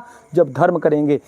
धर्म अपवर्ग है, इसलिए धर्म का निरंतर आचरण करना चाहिए। तो धर्म कैसे करें, कितने धन से करें? तो भगवान ने कहा धन से नहीं, श्रद्धया धारते धर्मो नैव उभिर धनदास भी निष्किंचना ही मुनिया श्रद्धावंतो दिवंगताः। धर्म जो किया जाए वो श्रद्धा से किया जाए। धन समूह से धर्म किया जाएगा तो निष्फल हो जाएगा। धन यद्यपि बिना धन के धर्म नहीं हो सकता है, लेकिन धर्म में श्रद्धा आवश्यक है। जैसे हम ही पंडित जी हैं, मान लीजिए पुरोहित हैं किसी दो परिवार के, एक परिवार में किसानी होती, एक परिवार में बहुत बढ़िया व्यापार चल रहा है, और दोनों के यहाँ हम सत्यनारायण जी की जब कथा सुनाने के लिए जाएंगे, दोनों के पुरोहित जी हम ही हैं। शालिग्राम भी हमारे वही होंगे, शंख भी हमारा वही भी होगा, और कथा भी 5 अध्याय की होगी। अब चाहे कोई 200 रुपया दे जिसके पास नहीं है, चाहे कोई 2000 दे, कथा में 6ठी अध्याय तो नहीं आने वाली ना।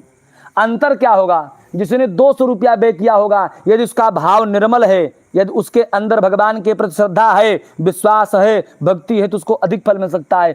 2000 वाले को फल मिले न मिले इसकी कोई गारंटी नहीं है, क्योंकि भगवान के यहाँ श्रद्धा एव धारते धर्म। भगवान स्वयं कह रहे हैं यदि आपके पास श्रद्धा है तब आप धर्म का आचरण कर सकते हैं। क्यों? क्योंकि भगवान ने कहा कि पत्रम पुष्पम फलम तोयम यो में भक्त्या प्रकृति। पत्र पुष्प फल जल जो कुछ भी इसके पास है, यदि हमको कोई प्रदान कर देता है भक्त मुनाति परमात्मना, तो हम प्रेम पूर्वक अपनी आत्मा के द्वारा उसको स्वीकार कर लेते हैं। तस्मात् समदातव्यम तदा दानम विधानता। इसलिए बहुत करें या थोड़ा करें, जो भी करें विधान से ही दान करना चाहिए। धर्मात्मा सपुत्रो देवतेरे पूजते। ऐसे धर्मात्मा जो पुत्र होते हैं, माता पिता की सद्गति का उपाय करते हैं ना, देवता भी उनकी पूजा करते हैं। दावे दानानि पितरम वात्रम भी, जो पृथ्वी पर अपने पितरों के कल्याणार्थ दानादि कर्म करते हैं उनको लाभ भी मिलता है। भाई जैसे कोई पुत्र कहे कि हम अपने पिताजी की सद्गति के लिए स्वर्ण दान क्यों करें, गौदान क्यों करें, श्राद्ध क्यों करें, पिंडदान क्यों करें, हमको ये दान कर्म करने का लाभ क्या है? तो भगवान ने कहा पिता या माता के निमित्त दान कर्म करने का लाभ भी है। क्या लाभ है? पित्रोर निमित्तम यद्युत्तम पुत्रै पात्रै समर्पितम आत्मा विस्तेन पुत्र पौत्र पुत्र के। जो पुत्र अपने पिता की सद्गति के लिए दानादि कर्म करता है वो अपने पुत्र पौत्र सहित अपनी आत्मा को पवित्र कर लेता है। और फल मिलता क्या है? पितु सद्गुणम पुण्यम। हम कोई दान अपने लिए करें और उसकी अपेक्षा यदि हम दान अपने पिताजी के द्वारा करवाते हैं तो उस दान का हमको 100 गुना लाभ मिलेगा। सहस्रम मातुरेवचा, माता जी के निमित्त दान करेंगे तो 1000 गुना फल मिलेगा। भागिन्याम 10 सहस्त्रम, बहन के निमित्त दान करने से 10,000 गुना फल मिलता है। सोदरे दत्तम अक्षयम, और अपने भाई के निमित्त दान करने से अक्षय फल की प्राप्ति होती है। वो फल मिलता है जो क्षीण ही नहीं होता है। ना चाहिए उपद्रवा दातुर्वा न नरक यातना, जो अपने भाई का कल्याण चाहता है उसके जीवन में बहुत सारे उपद्रव नहीं होते हैं, उसको नरक की यातना नहीं होती है। मृत्यु काले न च वयम यमदूतसमदमम, मृत्यु काल के समय, मृत्यु के समय उसको यमराज के दूतों का भय नहीं होता है। अपने यहाँ कहते हैं ना भय करा। अरे यदि हमारा भाई हमारे साथ में खड़ा है ना तो जीते जी हमारा भय दूर हो जाता है। दूसरा व्यक्ति हमारी तरफ देखेगा तो विचार करेगा कि दोनों भाई खड़े, होशियार होकर के इनके साथ विवाद कीजिएगा। तो यदि वही भाई का हम अपने मंगल करते हैं, कल्याण करते हैं, उसके हित का अनवरत चिंतन करते रहते हैं तो उस पुण्य के प्रभाव से, उस दान के प्रभाव से हमको अक्षय फल की प्राप्ति होती है। भाई एक ही पिता के 3-4 संतान हैं, 4 संतान में 3 संतान खूब बढ़िया जीवन यापन कर रही हैं और एक संतान दीनहीन हो चुकी है, तो भगवान कहते हैं ऐसे भाइयों को धिक्कार है। क्योंकि यदि लोभान यक्षंती काले भातृसंके, यदि कोई लोभ बस आतुर काल मरण के समय भी अपने भाई के अकल्याण का विचार मात्र कर लेवे, मृताः सोचंती ते सर्वे कदरिया पापिना खग, हे गुण उससे अत्यधिक पापी संसार में दूसरा कोई हो ही नहीं है। और जो इस प्रकार दान आदि कर्म करते हैं वह सब पुत्र पौत्र सब भ्राता सुखते मृचंदनाते दान अपनी संस्या, पुत्र पौत्र से अपनी आत्मा को वृद्ध करके उनको भगवान की भक्ति प्राप्त होती है, जिसके फलस्वरूप सदगति को प्राप्त करते हैं। अंत में अपन यहाँ जब वो महापात्र विदा होने लगता है ना, तो सब लोग 10-5 रुपया परिवार के सब लोग प्रदान करते हैं ना, दक्षिणा देकर प्रणाम करते हैं। इसको आतुरदान कहते हैं। ये आतुरदान परिवार में किसी की मृत्यु होने पर जो नहीं करता है उसको बताया कि दानम न ब्रह्मनास्ते संस्या, उसको ब्रह्म हत्या का दोष लगता है। श्री गुरु पुराणे सारोद्धारे आतुरदान प्रणाम अष्ट महात्म्य नारायण चरण कमल अर्पणमस्तु। बोले गदाधर भगवान की, गरुण भगवान की। आगे गरुण जी भगवान से प्रश्न करते हैं। गरुड़वाच कथितं भवता सम्यक दानम आतुर कालिकम म्रियमाणस्यति कृत्य त्रिदानीं वद प्रभो। गरुण जी ने कहा कि हे प्रभु, आपने आतुर काल के दान को संदर्भ में भली भांति कहा। अब म्रियमाण, म्रियमाण माने मरणासन्न व्यक्ति के लिए जो कुछ करना चाहिए उसके संबंध में भी आप हमको बताइए।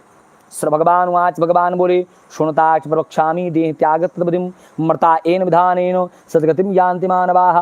भगवान ने कहा गुरु जी आपको मैंने देह त्याग की विधि बताया, अब मरने के बाद की क्रिया को आपसे कहता हूँ, सावधान होकर के सुनिए।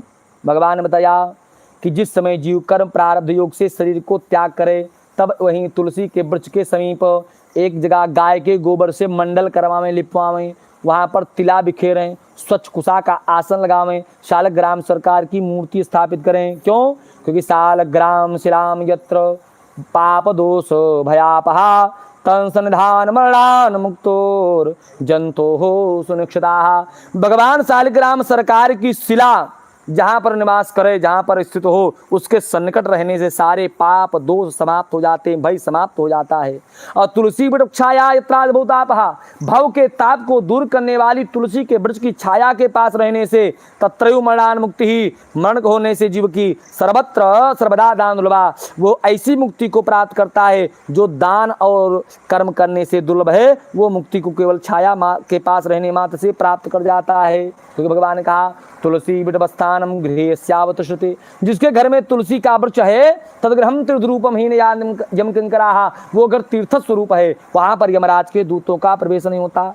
तुलसी मंजरी युक्तो यस्तु प्राणान मिंचते, तुलसी की मंजरी से युक्त होकर के जो प्राण त्याग करते हैं, यमस्तुनोक्षितम सक्तो युक्त पापदेपी, चाहे 100 पाप उसने किए हो, यमराज के दूत उसको स्पर्श नहीं करते हैं। इसलिए तस्याम दलाम मुखे कृत्वा तल दर्भासने मृता, तुलसी के दल को मुख में रख करके कुशा के आसन पर, बिखेरे हुए तिल के ऊपर कुशा रखा, उसके आसन पर जिसकी मृत्यु होती है, और नरो विष्णुपुरो यान्ति, वो मनुष्य विष्णु के पुर को जाता है। पितृहीनो संशया, यदि वह पुत्रहीन होए तब पर भी।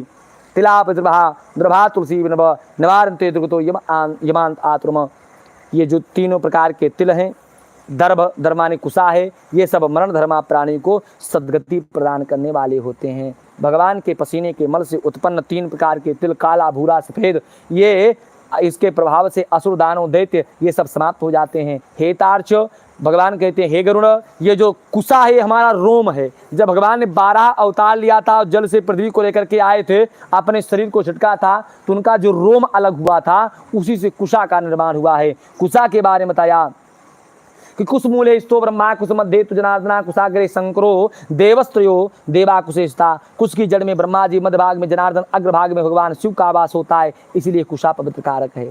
संसार में बताया अतः कुशा वन निमंद तुलसी विप्रधेनमा नैते निर्मालताम याति क्रियमाण पुनः पुनः। संसार में कुश, अग्नि, मंत्र, तुलसी, ब्राह्मण और गाय ये बार बार प्रयोग किए जाते रहे, फिर भी कभी अपवित्र नहीं होते हैं। वही पंडित श्राद्ध करा रहे, विवाह करा रहे, कथा सुना रहे, वह पवित्र नहीं है। उसी मंत्र से पिंड पर भी पूजन करवा दिया जाता है, उसी मंत्र से कथा आदि में भी पूजन करवा दिया जाता है। भगवान का भी मंत्र कभी अशुद्ध नहीं होता है, लेकिन ये सब अशुद्ध हो जाते हैं निश्चित स्थानों पर। कहाँ कहाँ? तो दर्भा पिंडेषु निर्माल्याः, जो हम पिंडदान करते हैं उसके ऊपर जो कुछ हो जाता है उसकी वैलिडिटी समाप्त हो जाती है, उसका प्रयोग दोबारा नहीं करते। नहीं तो अगर हम भाद्रपद की अमावस्या को कुशोत्पाटन करें, कुश खोदें, तो उसको 1 वर्ष तक प्रयोग कर सकते हैं। अन्य महीने की अमावस्या खोदेंगे तो 1 महीना प्रयोग कर सकते हैं। भादों वाली कुशा अमावस्या को 12 महीने, अन्य महीने की कुशा अमावस्या को 1 महीने, पूर्णिमा को यदि हम कुशोत्पाटन करते हैं, कुशा खोदते हैं तो 15 दिन प्रयोग कर सकते हैं। यदि अन्य दिनों में खोदते हैं तो 1 ही दिन उसका प्रयोग कर सकते हैं। अगर भादों के महीने में अमावस्या के दिन मंगलवार पड़ जाए तो उस दिन हम कुशा खोदेंगे तो 12 वर्ष उसका प्रयोग कर सकते हैं। लेकिन ये चाहे जब का कुशा हो, पिंड के ऊपर रख दिया जाएगा तो निर्माल हो जाएगा, उसका प्रयोग दोबारा नहीं कर सकते हैं। दर्भा पिंडेषु निर्माल्या ब्राह्मणा प्रेत भोजने, किसी के यहाँ मृतक सूतक है, 11 दिन के अंदर जो ब्राह्मण भोजन कर लेवे तो वो देव और पितृ दोनों कार्यों के लिए अयोग्य हो जाता है। मंत्र गौ तुलसी नीचे, मंत्र गाय और तुलसी नीच के पास हो तो ग्रहण नहीं करना चाहिए। चितायाम च हुतासना, पहले जब चूल्हा में भोजन बनता था ना, रोटी उसी में सेकते थे अंदर में डाल करके, लेकिन उसी में की आग निकाल करके हम अग्यारी भी करते थे। अग्नि अपवित्र नहीं मानी जाती है, कहीं भी उसका प्रयोग कर सकते हैं ये तत्त सर्वत्र, लेकिन जो चिता की अग्नि है उसका दोबारा कहीं और प्रयोग नहीं किया सकता है। अन्य स्थानों पर मंत्र गाय तुलसी ब्राह्मण इनका कितना भी बार प्रयोग कर लिया जाए ये अपवित्र नहीं होते हैं। इसलिए सर्वप्रथम क्या करें, मरण के बाद गाय के गोबर से मंडल करवावें। वहाँ पर मंडल क्यों करावें? यद्यपि सर्वत्र वसुधा पूता, संपूर्ण पृथ्वी ही पवित्र है। सर्वत्र वसुधा पूता यत लेपन, जहाँ पर लेप नहीं हुआ वह भी पृथ्वी पवित्र है, लेकिन यत पुनर्लेपन विशुद्ध, जैसे अंग्रेजी में एक शब्द है प्योर इम्प्योर, प्योर माने शुद्ध और इम्प्योर माने विशुद्ध, वैसे जहाँ पर लेप कर दिया जाएगा वो पृथ्वी विशुद्ध हो जाती है, शुद्ध से भी एक सीढ़ी ऊपर हो जाती है, वो विशुद्ध हो जाती है। इसलिए बिना गाय के गोबर से मंडल किए लिपवाए आतुर कर्म नहीं करना चाहिए। अच्छा, आतुर कर्म ही नहीं और भी बताया है, अग्निहोत्रम श्राद्धम चा ब्रह्म भोजम सुरार्चनम और मंडलेन बिना भूमि आतुरम नहीं कारेत। ब्राह्मण का भोजन, भगवान की पूजा, हवन और आतुर कर्म ये सब बिना गाय के गोबर से लिपवाए हम करते हैं तो उसका पूर्ण फल हमको प्राप्त होने वाला नहीं है। लिप्य भूमा कृता स्वर्ण रत्न मुखे चिपेत, लिपी हुई जमीन के ऊपर मुख में स्वर्ण रत्न खंड रख करके गंगा जल आदि का फिर पान करें, क्योंकि गंगा जल का पान करने से महापातक आदि समाप्त हो जाते हैं। सर्व तीर्थ कृत दान स्नानादि फलम, सभी अन्य तीर्थों में स्नान दान करने से जो फल प्राप्त होता है ना, वो फल केवल गंगा जी के जल का पान कर लेने मात्र से प्राप्त हो जाता है। भारत में और भी नदियां हैं, यमुना सरस्वती गोदावरी नर्मदा कावेरी सरजू महंतनिया चरमावती वेदिका क्षिप्रा बेतवती महासुंदी ख्याता गया गंडकी, इन नदियों में आप स्नान कीजिएगा तो आपके पाप केवल क्षीण होंगे स्नान करने से। लेकिन गंगा जी के बारे में बताया, दर्शनात् स्पर्शनात् पानात्, गंगा जी का दर्शन कर लीजिए तब भी मुक्ति है, स्पर्श कर लीजिए तब भी मुक्ति है, मज्जन मज्जन माने स्नान कर लीजिए तब भी मुक्ति है। और ये भी नहीं, कीर्तनात्, केवल गंगा शब्द का कीर्तन कर लीजिए तब भी मुक्ति है। बताया, गंगा गंगेत यो ब्रूयात प्राण कंठ गते रपि, जिनका प्राण कंठगत हो गया हो और गंगा शब्द का उच्चारण मात्र कर देवें तो मृतो विष्णुपुरम याति न पुनर्जायते भुवि, मर करके भगवान विष्णु के परम धाम को जाते हैं, पृथ्वी पर उनका पुनर्जन्म नहीं होता है। इसलिए उत्क्रामस्या प्राणी पुरुषा सिद्धांता, इसलिए प्राणी श्रद्धा पूर्वक यदि गंगा जल का पान करता है, गंगा जी का ध्यान करता है, स्तवन करता है तो उसको निश्चित में मुक्ति की प्राप्ति होती है। फिर आतुरकाल के समय क्या करें? श्लोकम श्लोकार्थ पादमुआ योन्ते भागवतम पठेत, श्लोक या आधा श्लोक या एक ही शब्द मात्र जो भागवत का श्रीमद् भागवत का पाठ करते हैं, न तस्य पुनरावृत्ति ब्रह्मलोकात् कदाचन, तो ब्रह्मलोक से उनकी पृथ्वी पर पुनरावृत्ति नहीं होती, उनको पुनर्जन्म नहीं लेना पड़ता है। वेद उपनिषदाम पाठाद शिव विष्णु अस्तवादपि ब्राह्मण क्षत्रिय विषाम मरणम मुक्तिदायकम, यदि ब्राह्मण क्षत्रिय और वैश्य भगवान विष्णु और शिव के स्तोत्र का पाठ करते हुए मृत्यु का वर्ण करें तो उनको शाश्वत मुक्ति की प्राप्ति होती है, उनका पुनर्जन्म नहीं होता है। प्राण प्रयाण समय कुर्यासम दद्यात आतुर संन्यासम वृत्त जनाना, यदि कोई व्यक्ति विचार करे हमने अपने पूरे जीवन में गृहस्थ का पालन किया, गृह धर्म का, और हमको गति सन्यासियों की चाहिए, तो आपको सन्यासियों की जैसी गति भगवान प्रदान करेंगे। करना क्या है, जब आतुर काल मन समय आवे तो अपने मन से जो काम मोह माया का विकार है इसको आप हटा दीजिए, शांत होकर के बैठ जाएं और आतुर समय में, मरण के समय में केवल आप संन्यस्तमित ब्रूयात, संन्यस्त शब्द मात्र का उच्चारण कर दीजिए तो नरो विष्णुपुरम याति न पुनर्जायते भुवि, तो आपको मरने के बाद भगवान विष्णु का परम धाम प्राप्त होगा और पुनर्जन्म नहीं लेना पड़ेगा। इस प्रकार जो बताया कि गाय के गोबर से मंडल किया जाए, सालग्राम की शिला पास में हो, तुलसी का वृक्ष पास में हो, गीता सहस्त्रनाम का जिसने पाठ किया हो, विष्णु या शिव के स्त्रोत का जिसने पाठ किया हो, श्रीमद् भागवत के आधा श्लोक एक श्लोक या एक शब्द का जिसने उच्चारण किया हो, गंगा जल का जिसने पान किया हो, भगवान विष्णु के पादोदक का जिसने पान किया हो, ऐसे धार्मिक जनों के प्राणवायु ऊर्ध्वार ऊपर के द्वार से निकलते हैं। ऊर्ध्वार के उनको कहा जाता है मुखम चाक्षुषी नासौ द्वाराण सब कर्णौ द्वाराण सबचा। मुख, दोनों नाक, दोनों कान, दोनों नेत्र, ये 7 दरवाजे ऊपर के हैं, ऊर्ध्वार कहा गया है। यहाँ से धर्मात्मा जीवों के प्राणवायु निकलते हैं। और जो योगी जन हैं उनका प्राणवायु 10वें द्वार पाल दे से ब्रह्मरंध्र को फाड़ करके यहाँ से उनका प्राणवायु निकलता है। प्राण निकलता कैसे है तो बताया, अपानान मिलतो प्राणो यदा ही भूता पृथक सोम भूताता वायु निष्क्रामाति पुतलात। ये हमारा जो नाभि है ना, इसी के पास में प्राण और अपान नामक 2 वायु, शरीर में 10 वायु होते हैं, प्राण, अपान, समान, व्यान, उदान, नाग, कूर्म, कृंकल, धनंजय, देवदत्त, शरीर में 10 वायु होते हैं। इनमें से प्राण और अपान नामक 2 वायु नाभि के पास आपस में चिपके हुए रहते हैं। आज जब यही दोनों वायु पृथक हो जाते हैं, अलग हो जाते हैं, तो सूक्ष्म भूत वायुआत्मा रूप जीव शरीर का त्याग कर देता है और तब यह शरीर आधारहीन होकर के गिर जाता है। ठीक वैसे जैसे कोई पेड़, उसमें आप टेकुआ लगा दीजिए तो रुक जाता है ना, और जब टेकुआ हटा दीजिए तो फिर गिर जाएगा। ऐसे जब तक प्राण और अपान नामक वायु नाभि में चिपक करके इसको टेकुआ दिए हुए हैं, सहारा दिए हुए हैं, तब तक ये शरीर उठ रहा है, बैठ रहा है, खड़ा हो रहा है, सो रहा है, खा रहा है, पी रहा है। और जैसे वो दोनों अलग हो जाते हैं तो यह शरीर आधारहीन होकर के गिर जाता है। और तब होता क्या है, निर्विचेष्टम शरीरस्य त्रिमतु प्राणैर्मुक्तम जुगसितम आत्मसम जायते सद्यो दुर्गंधम समितम। तब यह शरीर निर्विचेष्ट हो जाता है, इसमें चेतना जो होती है समाप्त हो जाती है।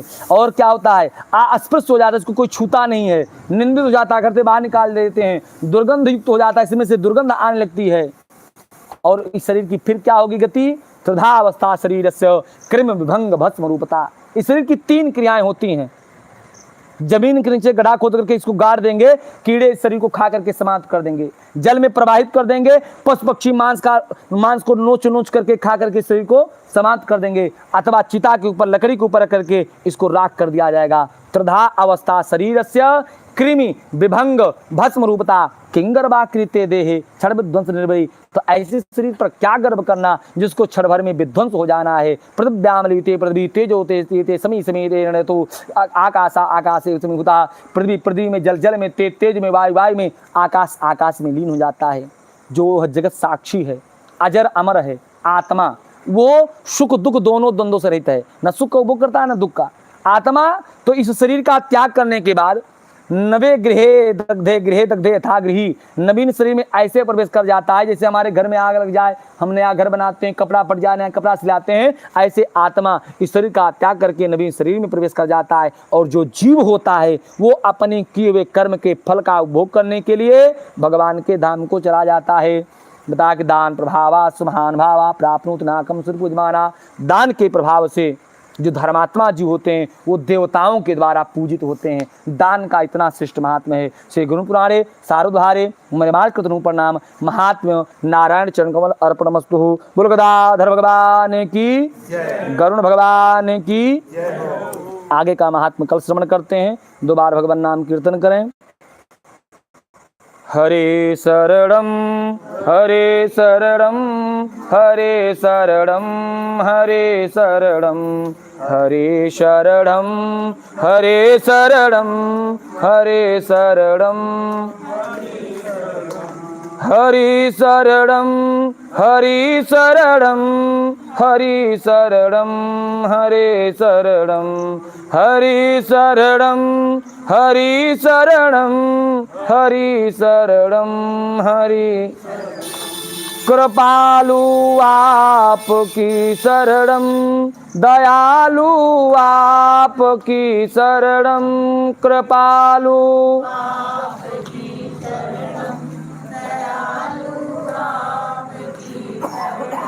कृपालु आपकी शरणम दयालु आपकी शरणम कृपालु आपकी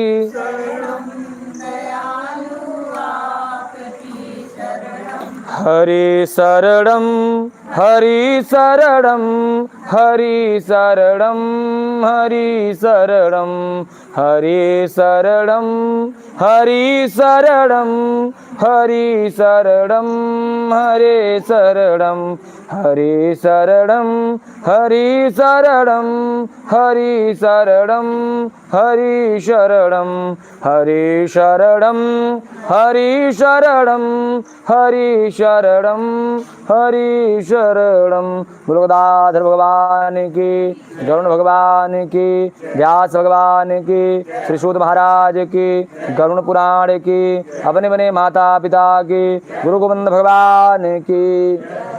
आसन नीचे जल गिरा के माथे पर लगा लिए।